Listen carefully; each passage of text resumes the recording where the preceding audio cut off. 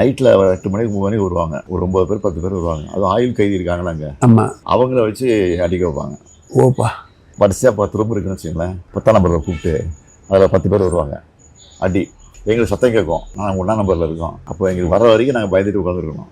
அடித்து புஷாவிட்ட தெளிஞ்சிடும். எழுதி கொடுத்துரு, நான் கட்சி விட்டு விளைக்கிறேன் அப்படின்னு கேட்பாங்க. ஒரு 5-6 பேர் எழுதி கொடுத்துருவாங்க. பயந்து அடி தாங்க முடியாமல். நாங்களாம் முடியாதுன்னு சொல்லிட்டோம். உயிரே போனாலும் நாங்கள் வந்து பண்ண முடியாதுன்னு சொல்லிட்டோம். மிஸ்ஸாங்கிறது மெயின்டெனன்ஸ் ஆஃப் இன்டர்னல் செக்யூரிட்டி. அது வந்து கோர்ட்டுக்கு போக முடியாது. இப்படி 4 மாதம் அப்படியே இருந்தோம். அதுக்கப்புறம் தலைவர் என்ன பண்ணார், ஜெயிலில் இருக்கிற எங்கள் குடும்பத்தெல்லாம் பார்க்கணும், கைதிகளை பார்க்கணும், அலோவ் பண்ணலைன்னா நாங்கள் ஜெயில் வாசல் வந்து உண்ணாவிரதம் போகிறோம் அப்படி தலைவர் அனௌன்ஸ் பண்ணிட்டார்.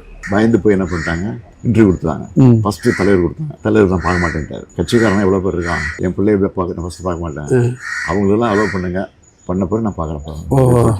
அப்புறம் எல்லாரும் பார்த்த பிறகு என்ன பார்த்தாரு. அப்போ கூட வரும்போது நான் என்ன பண்ணேன், ஃபுல் கேஸ் ஷர்ட் போட்டு காயம், உடம்புல காயம் இருந்தது. காயம் இதெல்லாம் மிஸ் டைம் இதெல்லாம் அது சூப்பரண்டே சொல்லி அனுப்புகிறாரு. மேலே கூப்பிட்டு இந்த காயெல்லாம் காட்டக்கூடாது, ஃபுல் கேஸ் ஷர்ட்டை போட்டுவாங்க அப்படின்னு சொல்லி ஃபுல் கேஸ் ஷர்ட்டை போட்டு சொன்னார். அப்போ தலைவர் வந்தோன்னே தலைவர் புரிஞ்சுக்கிட்டாரு. 1 வருஷம் கரெக்டாக 1 இயர் தான். 1 இயர் இவ்வளோ இருக்குதுங்க. அவன் 1 இயர் தான். வெளியில் வந்த பிறகு நாங்கள்லாம் சேர்ந்து கம்ப்ளைண்ட் பண்ணி அப்புறம் இஸ்மாயில் கமிஷன் என்கொயரின்னு ஒன்று போட்டாங்க. அதில் போய் இதெல்லாம் நான் சொல்லியிருக்கேன், எல்லாம் பதிவாகிருக்கு. நான் 89 ஜெயிச்சு உள்ளே போகும்போது தலைவர் சிஎம்மாக இருக்காரு. அப்போ நான் இதெல்லாம் ரெக்கார்ட் பண்ணியிருக்கேன் அசம்பிளியில்.